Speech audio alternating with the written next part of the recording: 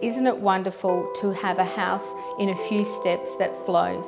Well, with this house, you're going to get your 10,000 steps in, going between 5 bedrooms, 5 bathrooms, 3 kitchens.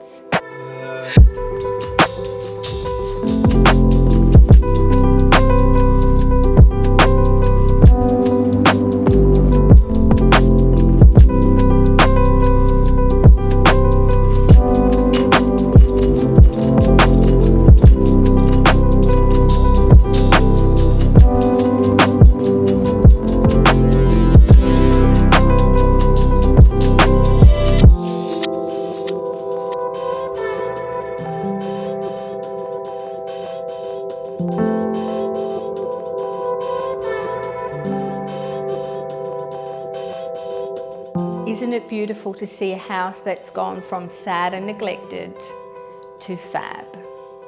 6 McCartin Court, Torrington.